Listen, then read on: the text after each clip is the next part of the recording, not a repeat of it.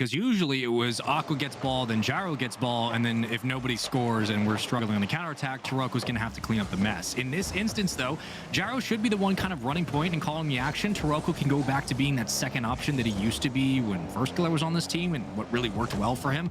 And the fact that Zanil is here can just help tighten up the counterattacks down the field. I think this amalgamation of a roster for Rogue might end up paying off in ways they didn't expect, but it really comes down to what version of Gyro do we get. Yeah, again, obviously there's a big decision as to why they picked up Zanil. Out of all these rosters and all these opportunities, I mean, you see, hey, we can pick up basically anyone we want as kind of a free ride to 15K. Like, who do we go with? And the fact that they still settled on Zanil should tell you something and a reason to be confident. So the big focus here is going to be definitely trying to find some sort of offense. It's always been Rogue's kind of plague is, hey, we have the ability to put a couple shots on, but it's never really sustained. How do we find a way to make this consistent?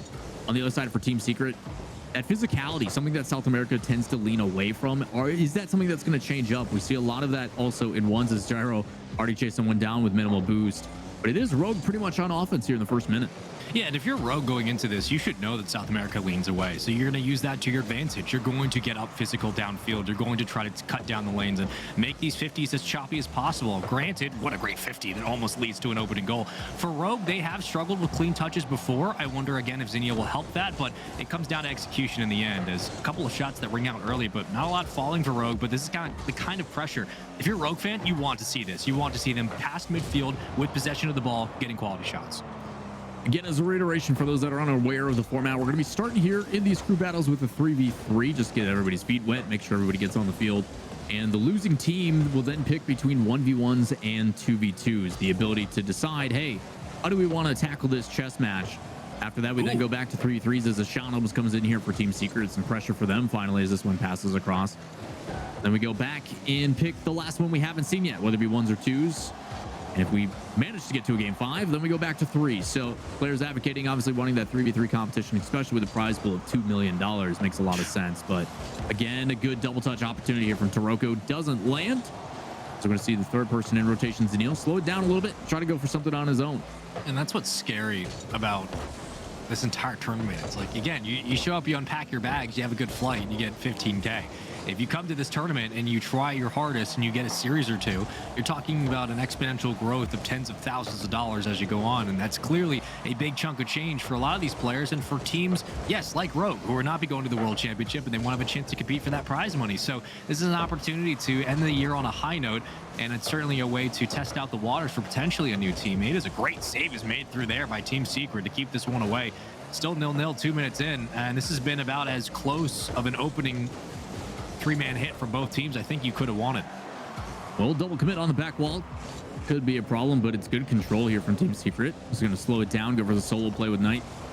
Plays it over the top again. Defense already there. Again, no goal just yet. Ball lofted up high. Sad. Trying to drop that down low. Doesn't end up hitting the touch. And all doesn't matter as the follow-up is there from Team Secret. Good defensive rotation. Rogue's been working on that quite a bit as they sweep through, finding someone on their way back, not putting themselves out of position. There's a good redirect by Sad, kind of one of the players we want to focus on here. Has thrown possession away, something that Spaceman, with the Rogue HQ, you've seen way too much of. So much of, but to end on a kind of a high note, as this game dwindles away, I've been very impressed early on with Zanil. His ability to cleanly catch the ball off the backboard, to clear it away on the defensive end, get downfield for a hit, and then if he doesn't find the angle he's looking for, how quickly he gets back in to challenge a lot of these touches. It's these constant pressure from the front of the box. One more bump out, a chance now for Team Secret, but Zanil will once more take it down the field. Plenty of boost to work with here. Looking for Taroco on the opposite wing, can't find the pinch. An extra bump that just keeps the play going. Zanil doing a very nice job early on to establish kind of his rhythm, and it seems that it's helped Rogue feel a little bit more confident. Again, we talk about, hey, maybe we will see Taroco more in rotation, but I'm actually glad that Zanil is not afraid to move up. There's a lot of times when you're that fill-in guy, you don't really get those touches, and all of a sudden it's like as soon as you go to make one, you're not really in a groove. You're not in that rhythm that you mentioned. So the fact that he's working cleanly in rotation, he's getting involved very early on, I think is really important for them, and might be one of those players that's something we haven't even discussed really, is who's going to be filling in that other twos role. The assumption is that we're going to get Gyro and maybe Taroco, but at the same time, I don't know if they want to play and make Taroco play every single match that is possible. So Give me just to see on how this one plays out as we are finally now through over 4.5 minutes of gameplay. Coming down to the wire, still no goal, but plenty of offense from both sides. As the last-ditch attempts launch downfield, they're probably going to kill that one, and we go into overtime in game one. You know, that was a flurry of assault from Rogue, and that's great defense by Team Secret to not concede anything early, but these kickoffs have been relatively neutral for both teams. I do wonder if it will change as the series does go on. However, as things stand now, it's been constant Rogue pressure. They just haven't been able to capitalize. Maybe that changes. Another great challenge to the corner. A chance now to clear for Team Secret and a chance for possession. They're going to hold it here as a flip towards the side. We'll get Zanil falling out of the goal line. And another quick counterattack down the field by Rogue. Good space given from both sides and not afraid to be patient with it as well. A lot of times we see that forced early on, and not the case here. Obviously, Team Secret and that South America region do a really good job on the back end, but it's going to get over the top. Zanil, the stand-it, get the first goal here on the board. Ooh, great pinch and self-serve to his own. That's a beautiful read by Zanil, and he had been flying downfield all game. The dude hadn't stopped moving. I think he burned more boost than anybody in the lobby combined. In the end, the defensive hold that we had wondered about for Zanil does come through, and that's the question mark. Was defensively, what does he bring to the table? But what do his counterattacks do to the speed of Rogue? What does it do to the formation of this team? And if Gyro's not going to be the number one option, clearly right now Zanil is. Just let him roam. He's doing it great. I mean, that's what you want in a team, right? Like, obviously, there's some formality with Taroco and Gyro being like, hey, man, like, we know what we want to accomplish here, but if you can just enable that new player, make them feel as comfortable as possible, everything else should just fall into play. And so far, so good. Zanil, like you said, good pinch off the side wall, self-serving, and just a clear downfield catches Team Secret off guard. Team Secret in South America in particular like to go for those solo plays and those air dribbles and just keeping it close outside of defense rather than the big clears or a pass downfield. So those are the types of things that are exploitable, and we saw them exploited by Optic when Team Secret had to go against them. So curious if Rogue took some notes from that one, but now comes the fun part. This is where we get into the actual analysis of this series, which I'm really excited for. Team Secret does suffer the first loss, therefore they get to pick the first kind of unique side of this format, whether they want to go ones or twos. If it's ones, Taroco is definitely going to be playing for the side of Rogue, and twos, Gyro and somebody else, whoever they may be, is the assumption. But for Team Secret, we just don't know. It's number 2 seed in South America right now, and we haven't gotten to see them yet. They're invited, so I am excited to see what they end up fielding. But if I'm them, I'm thinking twos is probably the play.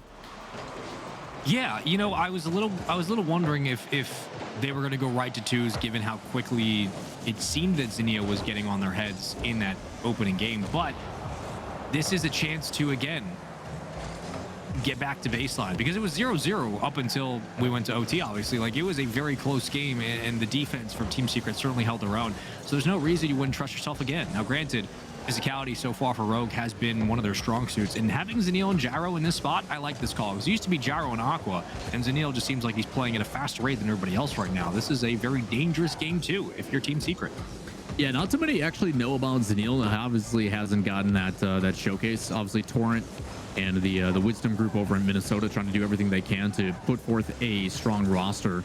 But there's been some pretty crazy changes to that roster. It was originally Alpine that came in from the Rival Series, and having a top 8 performance in the RLCS just really hasn't found their footing, even with the addition of a pro coach like Mystic. So it is interesting to see Zanil finally get that showcase, and that's going to be kind of the general premises, it feels like, for this tournament altogether. A lot of chance for some of these individuals to showcase their talent, especially with the offseason for a lot of these teams coming early because they're not going to be in Dallas in a few weeks. This is a good chance for them to really showcase and be like, hey, like, I am a solid free agent or someone you should be searching for.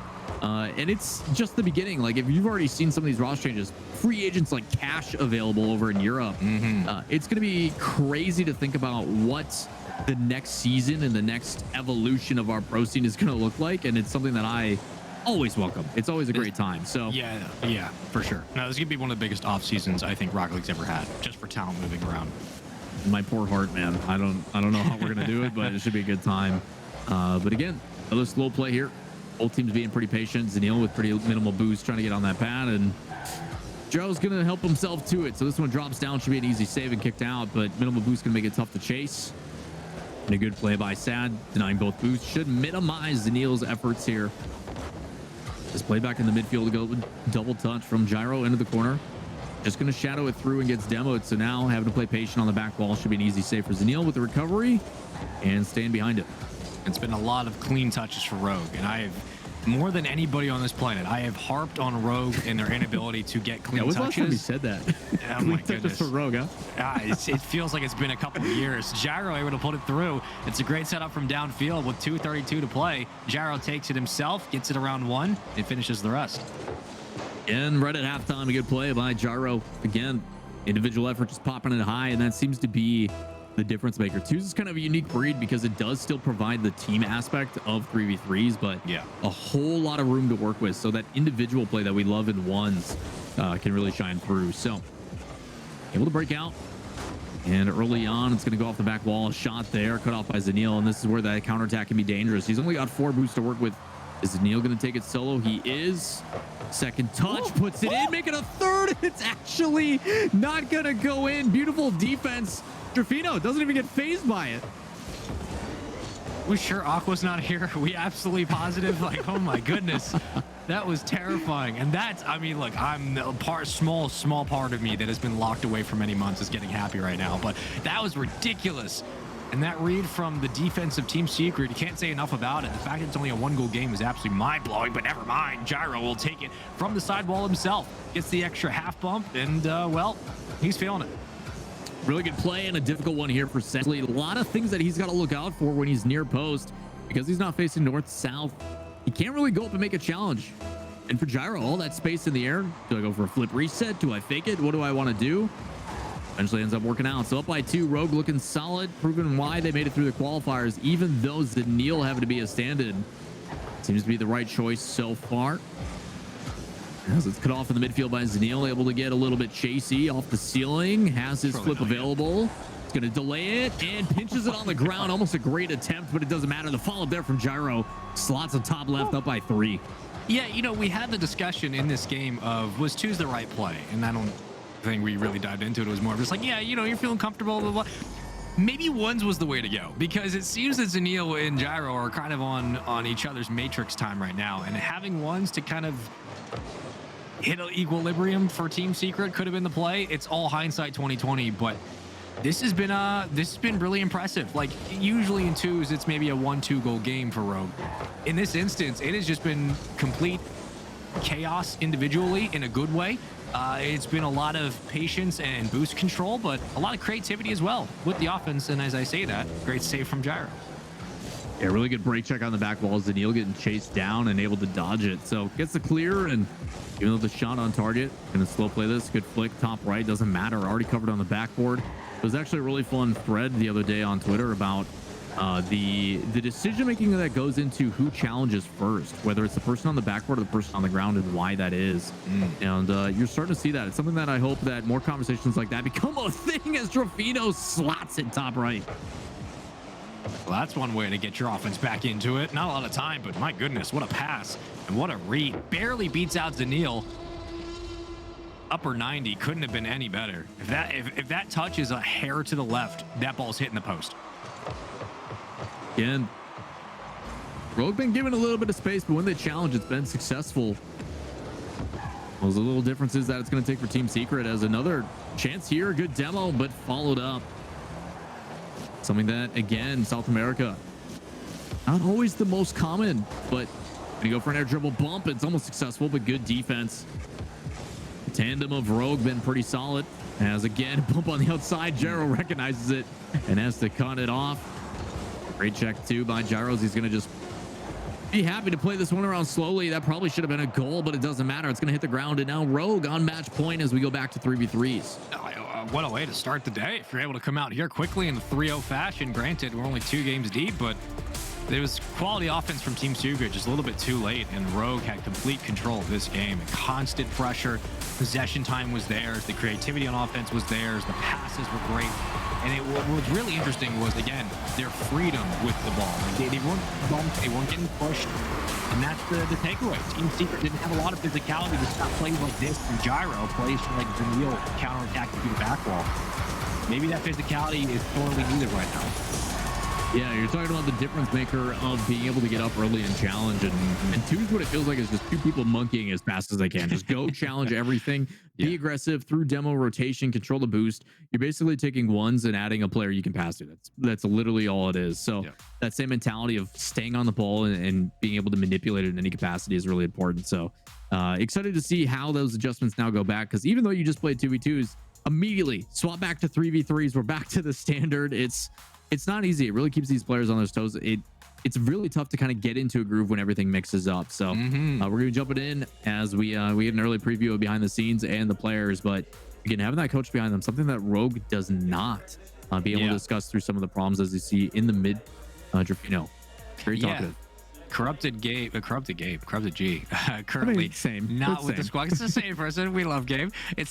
Listen. It's Rogue. I feel confident, as a group of three, and I know that at this point in the season, even though tonight we'll open it up with an opening goal, Rogue certainly should feel confident in this entire series. And I think for Team Secret, getting something going early, and it sounds as simple as it is really important, because I don't think they expected to be down 2-0 this quickly in this series. It is probably the favorites going in.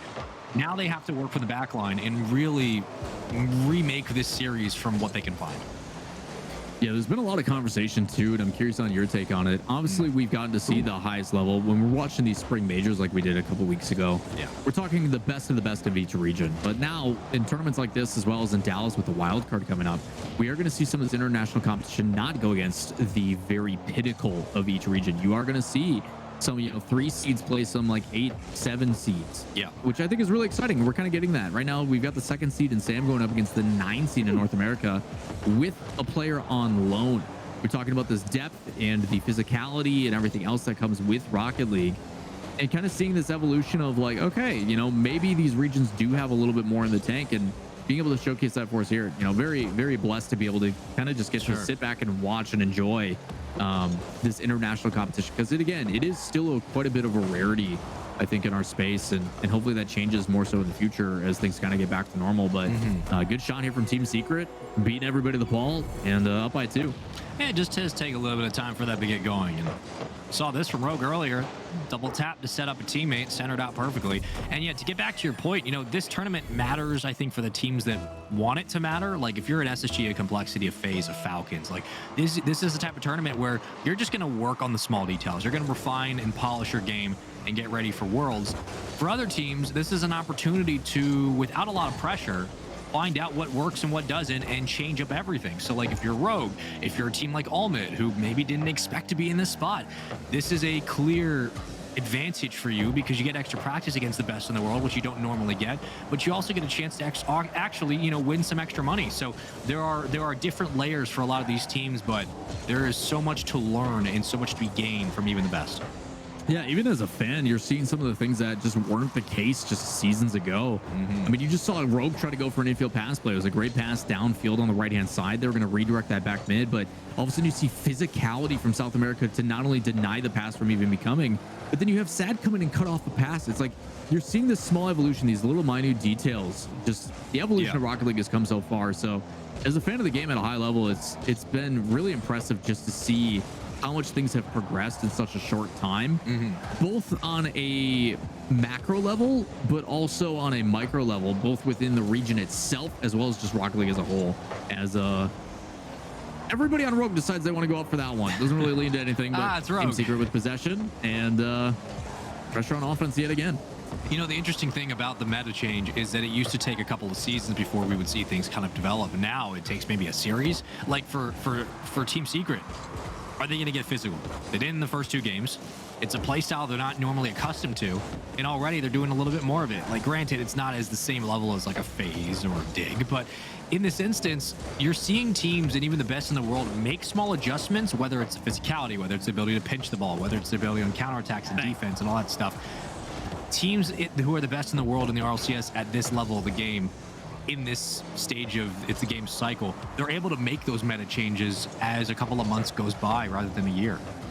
I mean, it's something that's a necessity, right? Like, you have so many teams that have gotten so shored up on defense. You have so many players that are just mechanically absolutely cracked. I mean, obviously in South America, I mean, can we talk about Jan anymore? Like, is a special breed of talent. So when you're going up against that level of play, you have to find ways to open up the midfield and find ways to score. And yes, you can go for the mechanical stuff if you have space. Yes, you can hit infield passes, but a lot of the times it's just the defense is so good, and the only way you can get a goal is if you remove them all together. So it's going to be interesting to see on how this evolution or what that next step of the meta is going to become. But primarily, it's been a lot of fun to watch and an absolute pleasure. As right now, Team Secret completely shutting down the offense of Rogue as Trifino.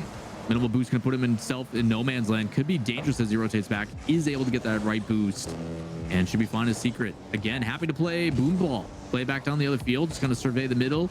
And when a challenge comes out, aggressively challenge it. Is Sad going to pre-jump this one from downtown. Yeah, the clear variable that stands out in this game 3 is that there is not a lot of room given for Rogue now. On these challenges, on these carries, the possession game's been there for Rogue, but Secret are cutting it down very quickly, and they're contesting the ball. Something they didn't do in game 1. They didn't really do in game 2. It was a little bit better, though, is that dangerously circles around the net. Team Secret not allowing Rogue free touches off the sidewall that was so accustomed to in game 1, and it's paid off. You have a 2-0 lead, and they have just maintained that pressure throughout. Rough touch for Zanil, but again, we talk about that margin of error in the evolution of this game. Some of these touches may not be the best, because this one Gyro can't get to. It's going to be another save. Got to put that one again. Only 10 seconds remaining. They have to find something here so they can play it at 0-second time. This one off the ceiling, cleared back away, and it's going to be almost a goal, but might be able to pinch this one straight down, and it goes the other way. So now, with that said, not enough time on the clock. Once this one hits the ground, these guys showing their best impression of a very early rule that we don't need to cause contradiction for. Don't need any rides just yet, but we are going to be going to ones, Taroco versus whoever, but congrats to Team Secret on their first win. That's a big one as well. Like, to do it in a game mode that you got smoked on earlier. Granted, it was only 15 minutes ago, but come out a little bit flat. Team Secret looking more like the Team Secret we're accustomed to, as you see Gyro trying to take in what just happened. And, you know, this is an interesting spot for Gyro to be in, because I feel like in terms of veteran leadership, he might lead the charge for Rogue. Granted, Taroco's been there longer, and he's had his own stapled career in the RLCS. He's a champion in his own right, but for Gyro and the amount of teams he's been on and kind of where he's come from, we were really looking for Gyro to be that IGL, to be that leader for Taroco and Aqua. So this would be a great time. And I would love if there was a universe where we could get kind of a listen and just kind of hear what he's saying to Zanil and to Taroco, because now they have their selection. I believe they will go to ones. And with that, it comes down to whether or not they put Taroco on the field. You know, I wouldn't hate the decision to put Zanil out there, but I feel like if you're used to Taroco, there's really no point. Like, you just keep Taroco out there. Okay. Taroco, while he's not going to play this like new evolution of like crazy mechanics, watch me double flip reset on you from the sidewall. Very solidified. It kind of reminds me almost like Lion Blaze. Almost Lion Blaze, super defensive in ones and really finds a good way to facilitate. Like, he welcomes the challenge. I think it's with like really solid defense and counterattacks, but it is going to be Taroco versus Knight. Should be a fun one. A lot of it's going to start with those kickoffs, and a perfect one for Taroco to start us off. Wow. Well, yeah, that answers my question. And Taroco running the Octane in this one. So used to watching him on the Fennec. I'm not sure it changes much, but that's a great kickoff alone to stall the ball out and a powerful shot, 90 kilometers early on. And what a way for Rogue to get back into it. Very slow game number 3, but as game 4 kicks off in Coliseum, it will be ones for Rogue. And for Team Secret on the other side, this is kind of house money here. Like, granted, you're still down in the series. Oh my gosh, would have been insane, but that's a free goal. But, you know, the nice thing about ones is that every time you think, oh, you're building a lead of like 3 or 4, the game is yet to be done. There's so much time left and so many opportunities, and this is just a clean opening. Yeah, being able to score in roughly 2 seconds in ones off a kickoff and then a quick shot, depending on how it pinches, can really turn the tides very quickly. So no safe lead, really, which is also the scary thing, too, is knowing, like, hey, this can start to, like, dwindle away. We've seen some very famous 1v1 moments with Fairy Peak and Astral and the whole be careful. And there's some pretty iconic moments that we've seen. So on this one, even though Knight does have a solid attempt with that musty, is going to be a good 50 again from Taroco, and punished. No one to back you up on these. All it takes is one mistake. You know, here's the interesting thing, is that obviously we know Taroco's not going to get baited often. You're not going to be able to squeeze him out of position as much as maybe other players on Rogue. So Team Secret are going to try to throw everything in the kitchen sink at him early on, and then maybe you'll see a little bit more of a hesitant gameplay from Knight. But it depends on how quickly that does come to fruition, because you are down 3. There's a lot of time. Now you're down 4. Taroco is very, very good at his positioning, and he doesn't overcommit. He does remind me a little bit of maybe like a less version of Turbo Pulsa, but not in like a negative way. He knows where to be. He knows when to be there, and he's not going to give you the free stuff.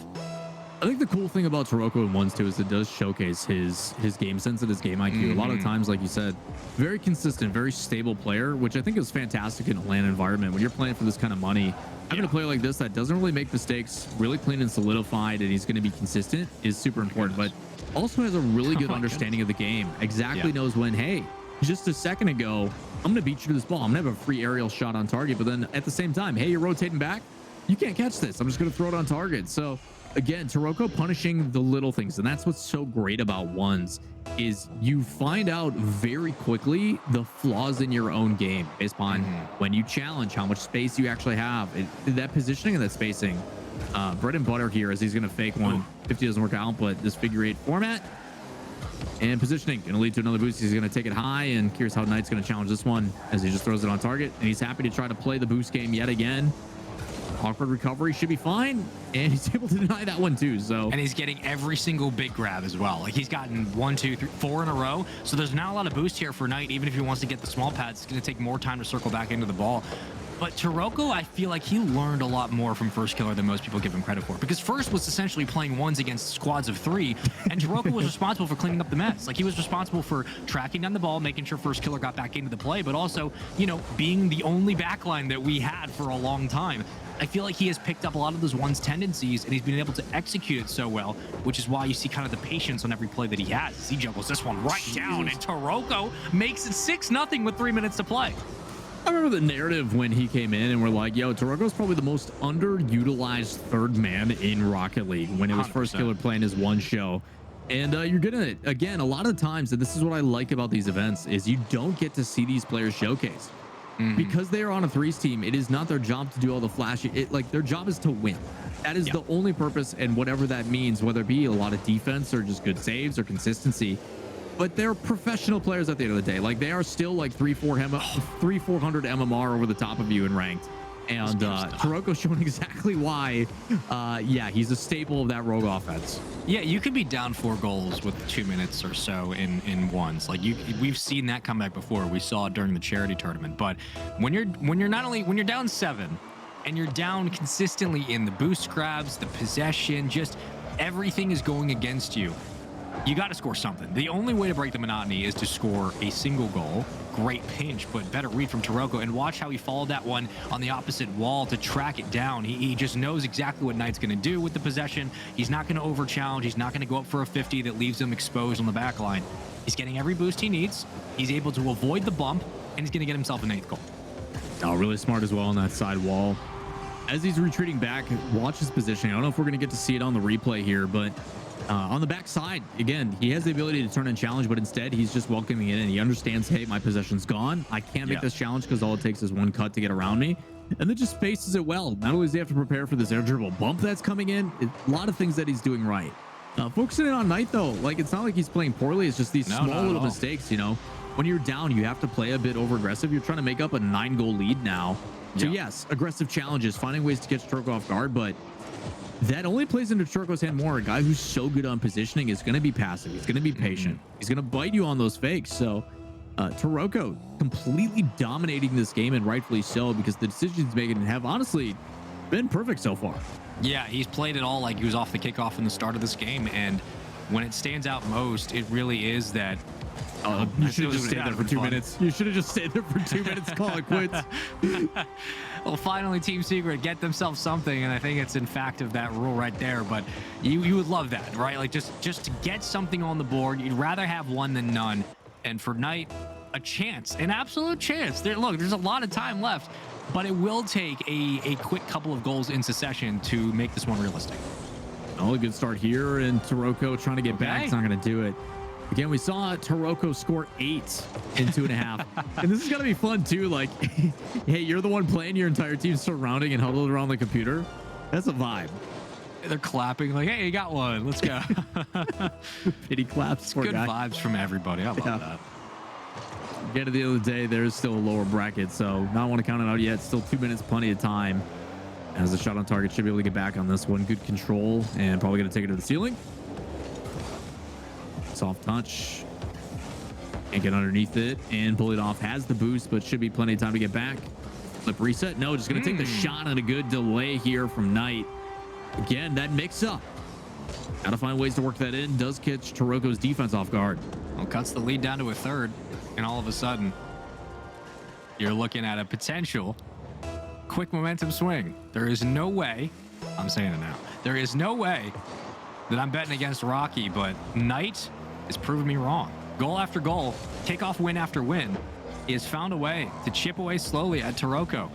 He'll have boost now, and I think that does help. Having boost finally on the other side of the field is paying off. Recovery, great shot. It's 9-4. Did you just bring this to a game 5? Is that what's happening again? Talking about, you know, warming up and feeling good. What looked like an impossible task just a minute ago is now back within 5. Literally a curse. You can't count out Spaceman. You never can. I'm going to scream. Okay, Taroco. All you need is one, buddy. Just one more goal. I can feel it coming back. I don't like where I'm at right now. And he's going to get it over. Okay. No. Okay, well. It's 10-4. Well, double digits on this one. And again, Knight, it's tough, right? When you're on that back wall, either Taroco takes a power shot and places that in a corner, or you challenge early and try to cut it off. Yep. Taroco just takes his time with it. So quick pop over the top. Minute 19 left to go. Still plenty of time. Again, as Knight probably going to find one off the kickoff. That one's actually off target. Pain. Does get the boost, though. Should be able to score. And he's good. No, I'm so sorry. That's on me. Of all the times. Why now? Well, you can make up for it right here. Oh my God, double reset? Almost dunked it through. That would have been disgusting.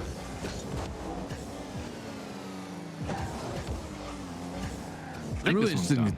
Yeah, it's been interesting, Spaceman, because a lot of times at once you just see the game pure chaos fast. Like it's just shots like rifled one after another. This game's been very methodical. Not afraid to play the pace. Also, Taroco, why are okay? You know, don't ask questions. He is him. It's a great saves this too. Wow, what a block too. And he's gonna get the boost, and he's fine. I just kill the clock at this point. 20 seconds. And why not add another one? That's a free goal for him. Just kidding. I am so sorry, Taroco. I keep doing this. That's on me. It's okay. He has 10 goals. He's fine. It was a little scary at the end, but Taroco will close out. Maybe no, it's gonna touch. Okay, it's gonna be good though.